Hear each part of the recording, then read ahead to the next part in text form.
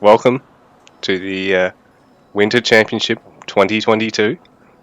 We've got Happysmurf and Crimson facing off in round number 1. Got a Roman versus Egyptian game coming up. This will be very cool to watch on equal footing as our standard map, our game number 1 map for all series in the tournament.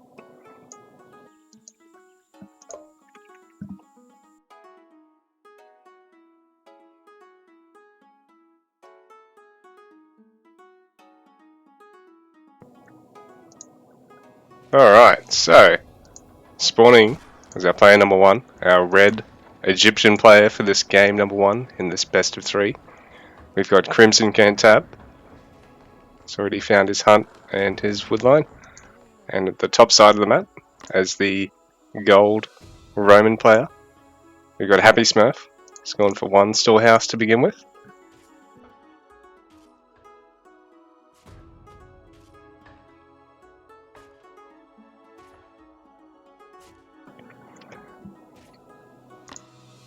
So I think the Roman player gets the initiative early on in this matchup, even though he can't really afford to just run out to Curians, because the camels are going to be able to fight them, counter them quite effectively, and Egyptian have quite a cheap spearman.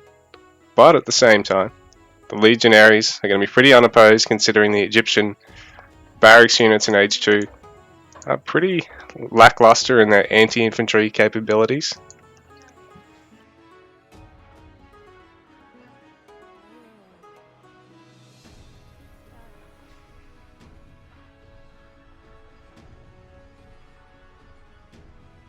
So Crimson's probably going to try and work towards a quick Age 3 here, I think. So you can get Axeman Champion, possibly get Chariots, get some War Elephants and Camel Champion in the mix there. Make things hard for the Roman player to just overrun him with a big decisive push in the mid game.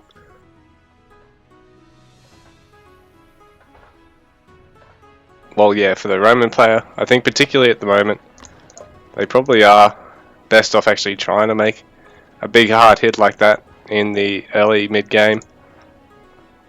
Because in Age 3, they've got to try and transition into Scorpios, which then will take a lot of mobility out of the comp. Add quite a bit of complexity in terms of how many production facilities you've got to manage.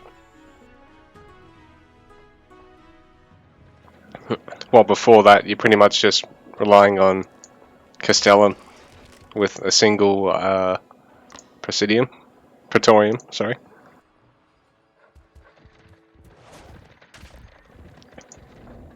So both these players going for a quick Age 2.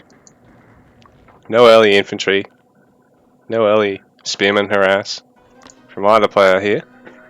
And so the differences between the two civs, you can see the Roman has to age up from the town centre.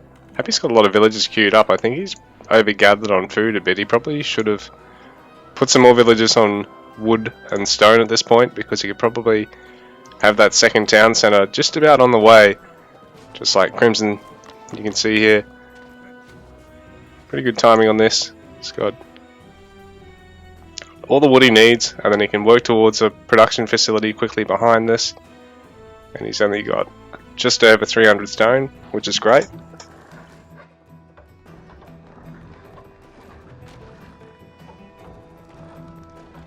I'm not quite sure what these two are doing.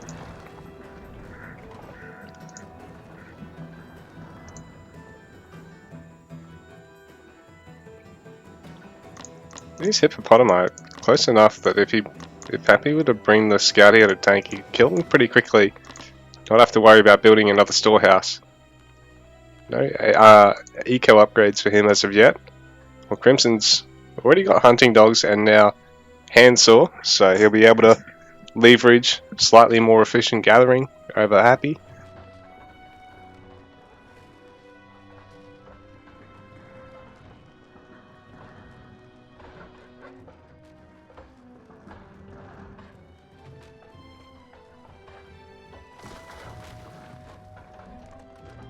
Because the thing with the eco techs is, if you're squeezing them in against a build that's pretty much identical to yours in terms of buildings, and not really slowing down your production, you'll come out a fair bit ahead, really.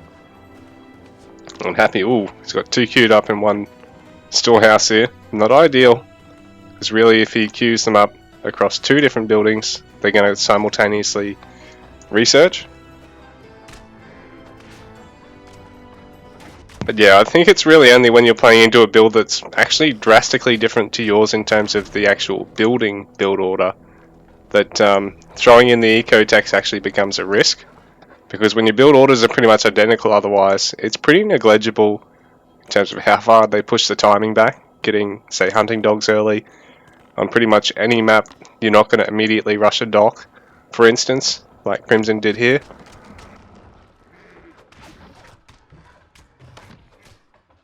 And it's really good because it means you don't have to worry about taking your 3rd or 2nd hunt anywhere near as fast. Crimson actually going to be able to get a nice anti-infantry ball going. A little bit quicker than Happy is. And Happy might even be going for a fast stage 3. Not trained in the army as of yet. Crimson's going to go for a very aggressive watch post there. He's going to look at trying to punish any attempt to get the gold or the food just outside of Happysmurf's base.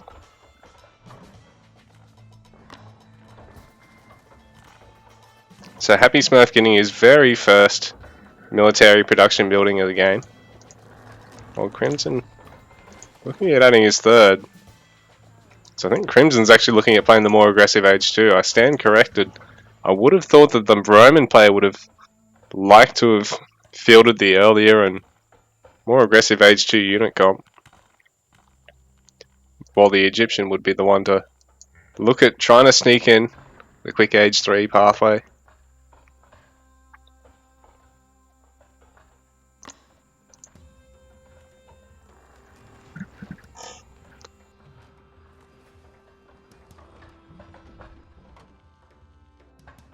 So it's been a very passive game so far.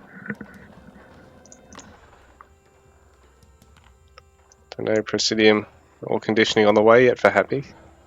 Crimson's taken conditioning, but he hasn't gotten Spear Champ. He's just going to rely on the Axeman for now. Which is probably a good idea. He hasn't seen any Decurions yet, and Happy's not looking to go for any. He's going to go for that quick age 3 actually. And he's even going to be able to possibly squeeze in an army and take an early temper.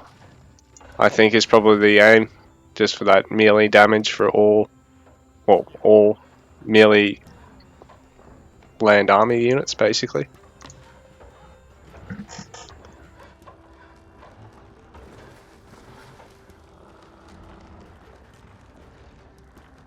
And quick echoes. So these guys gonna be good tanking in the face of the Axeman, particularly before they've got the Axeman Champion upgrade, and it just allows for Happy to minimize what anti-infantry damage he's taking on his infantry, because he can have something else to tank and lead in with the echoes. But he's got to make sure he gets the unit count to actually get there right now, because it's a pretty healthy Axeman ball of 16 there.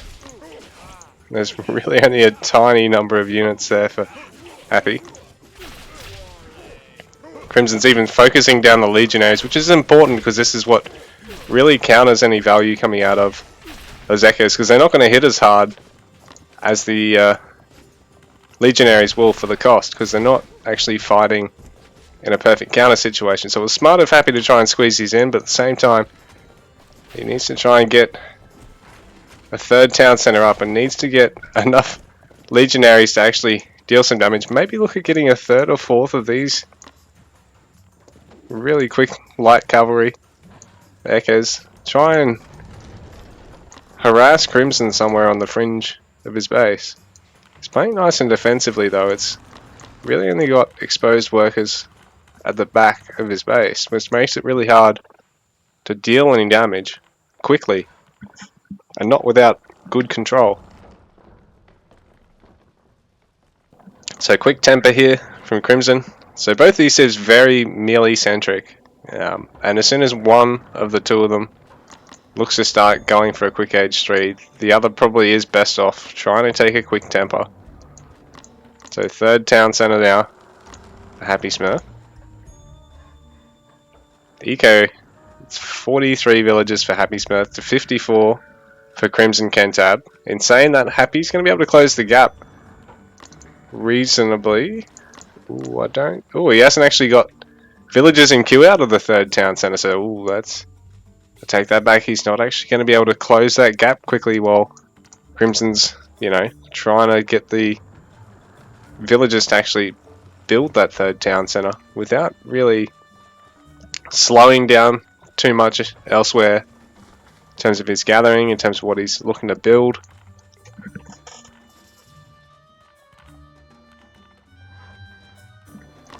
So armory coming in for Happysmurf. Auxiliary camp. He's going to try and sneak in bowmen, so fairly uncommon Roman strategy at the moment, but it's still a good one nonetheless, especially if you can squeeze in a quick Sacramentum, get the cheaper units out of the auxiliary camp. So his bowmen can be really quite cost effective in pretty much all aspects other than their short range, which I think has even been buffed. For these slingers, not going to be of huge value unless Crimson looks at fielding some chariots, and as of yet he hasn't. He's played purely off the barracks. He hasn't actually added any stables units. It's harassing the gold mine of Happysmurf. Big loss there for Happysmurf's army, and Crimson's going to re-engage. He's got the units to keep pushing here at the moment. He's got a lot of units in the queue, and he has a lot of wood, but he just doesn't have the production facilities on the way, and he is running very low on gold. So Crimson pushing him off that second gold mine, and hitting from this angle on the third one makes it very hard for Happysmurf to get any more gold. And GG, Happysmurf taps out there. Alright guys, welcome to Ghost Lake, the game number 2 in round 1 between Crimson and Happysmurf. And you've got this lake that's just shallows you can't build on. And we've got Happysmurf as the green trunks, the Greeks player, his favourite civilization, or at least the one he's most comfortable on, I believe. Spawning at the top left side of the map today. And over here at the bottom right side, we've got Crimson Cantab on his Celts, light blue trunks today, game number 2.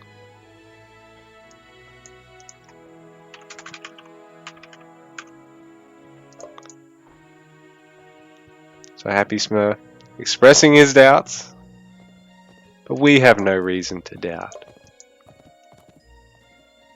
Crimson, a really strong player, 4th place in the tiny tournament, and consistent show match player.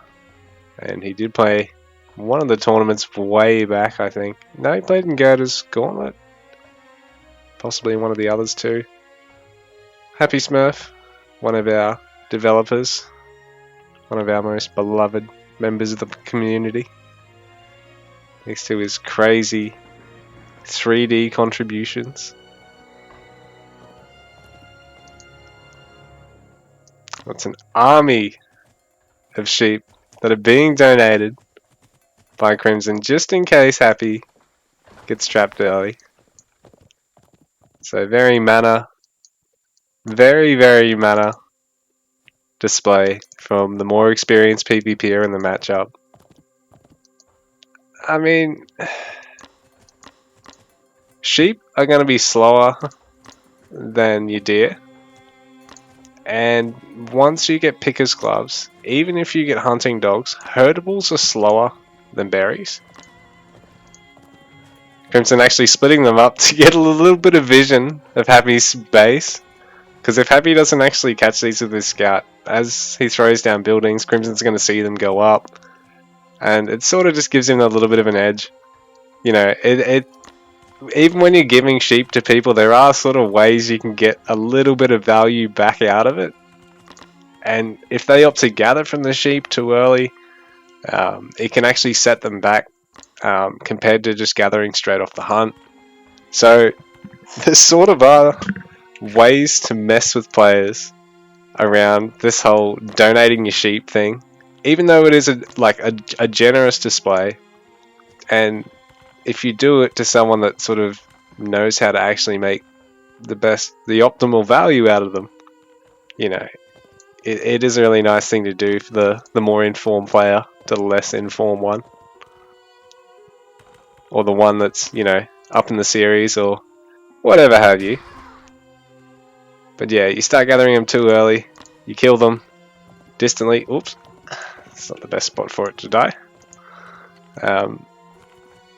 You let your opponents split them up around your base like that, and then you end up sort of building buildings right next to them before you actually convert them back. Or, you know, you cost yourself time looking around the map because you've got to send your scout back to actually catch them all, because you don't want to use your villagers because they're gathering. Anyway, that's probably a bit of an over-analysis of the whole donating sheep thing, but it is something to keep in mind, because it isn't the most optimal line of play just to gather from them early, or to gather from your berries. That's another big thing. Gathering from your hunt, even though it's risky, it's always worth it. And at the moment, until there's sort of something to partially scale back, I guess the slowing down of the Age 1 infantry production, for now, you should always go with your hunt first and just gather it like the advanced players do, because it's just the way to go. Crimson with a really distant second town centre here, but this is a nice setup because you go for a fairly safe market line from here. It's going to be quite easy to defend. It allows him to defend 2 gold mines, the berries, and some nice little chokes up here. So puts him in a good spot. Happy in the meanwhile, very safe play from him, and he is going to get Saris first. So probably the more control oriented build, which it's going to be interesting because he's going to have to micro the Saris well. I mean, not saying Happy can't. I've actually seen him utilize them pretty well in the past. But he's going to have to try and get value out of Saris against a Civ that's probably just going to mass a bunch of infantry rather than any ranged, you know. Kel aren't going to have Age 2 bowmen, and they're only going to start fielding them in Age 3 once they've actually cleared out any Saris you've got.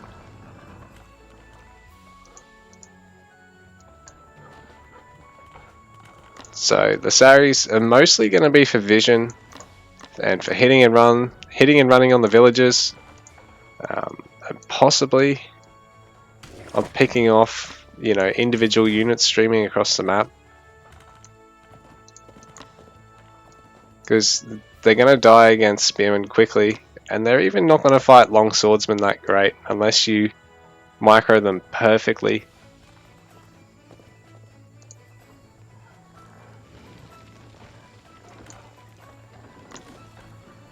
And the Grove from Crimson, second barracks, really playing around the food gold eco, which is a good idea. Slightly a little bit too much gold, really. You could probably shift these villages over on the berries for the next 2 minutes, then shift them back once he's actually dumped the gold.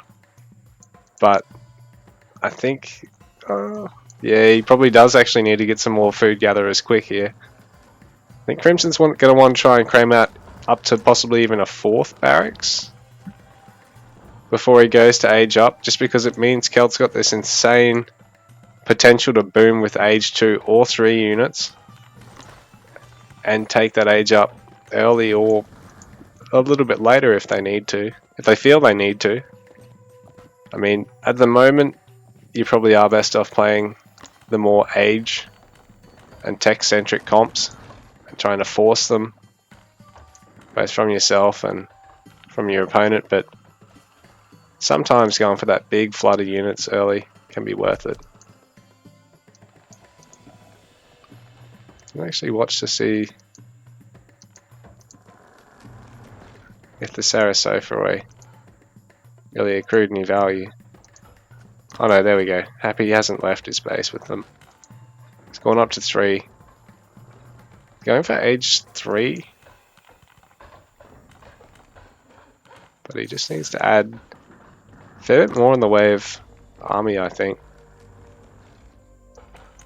He needs something because Crimson's going to be able to push going all the way up to 5 barracks before aging.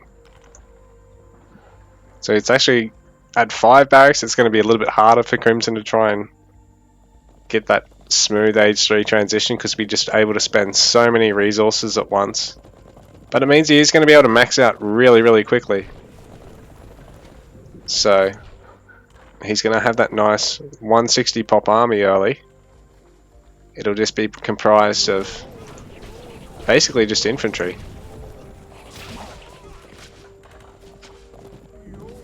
Happysmurf in the meanwhile. Weirdly enough, he's going to make this work. Because the Saris are just going to have enough health that unless they get surrounded by the spearmen, they can survive under town centre fire. So they are going to be able to hit and run quite nicely. But truth be told, I mean, if there was a barracks and a range here, like the only reason this is sort of great is because you can probably pick off 3 of these, run them around the back and go and hit this, or go and hit over here or something. But I mean, if you had a range and a barracks here at this point, and Happy's going to get double ranges, then I think he's going to add a barracks. But if you had a range and a barracks like leading up to now, I think you'd probably be in a better spot because the Toxotes are going to have more range than the Saris, and they're going to be able to really cut through the infantry and force the Celt player to have to either add woads or add units from the range himself, or even look at adding horsemen as the bulk of his front line. And then you can, worry about adding your own stables and really transitioning to a hoplite centric army, things like that.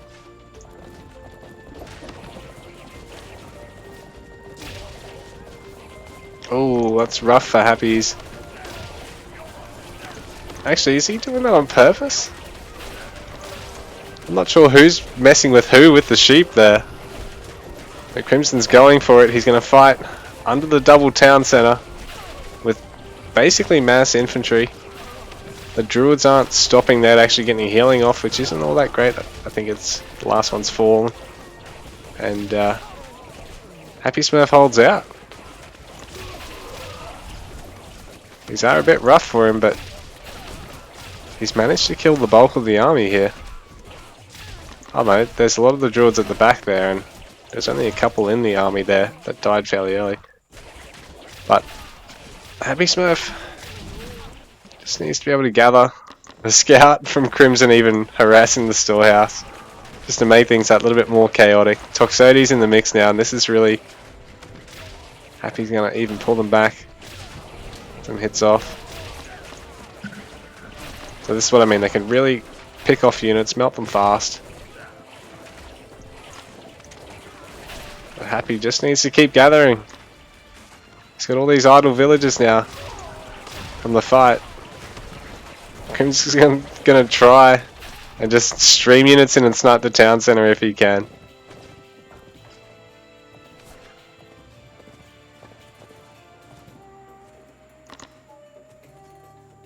So is that wall of sheep deliberate from Happy?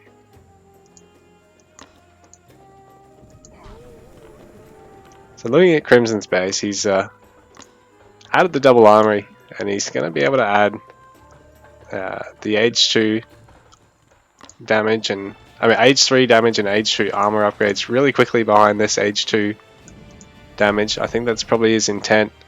He just wants to make sure he's not going to run out of stone or wood for his age 3 town centre as well. Considering Happysmurf had that quicker age 3. The villager counts are 37 to 54. Crimson's way ahead in terms of villager count because Happy really was quite on the rocks there with that fight. Like there wasn't a lot of wood gathering or a lot of gold gathering. and nothing really being added to Happy's base in that time. He's really going to be quite hemmed in here. Crimson's even gathering this berries over towards Happy's side of the map. And that watch post probably does need to come down. Ooh, the cavalry are going to get snared there, but yeah, I think Crimson might have just too much for Happy now. There's no healing here for the Greek player yet either. Thank you for the... Oh, there we go. Yeah, thank you for the subscribe, Miracle Tira. I was going to say, I thought I'd made it bigger than that. Anyway, Happy just doesn't have the bowman count to really be able to hold out at this point, I think. He's going to do a good job at trying to keep them back, but all the front line's gone now. And Crimson's just going to be able to just roll through, take the town centers. So GG. Happy taps out. I think just some minor eco mistakes and build order mistakes really let him down this game in the series, but thank you for playing.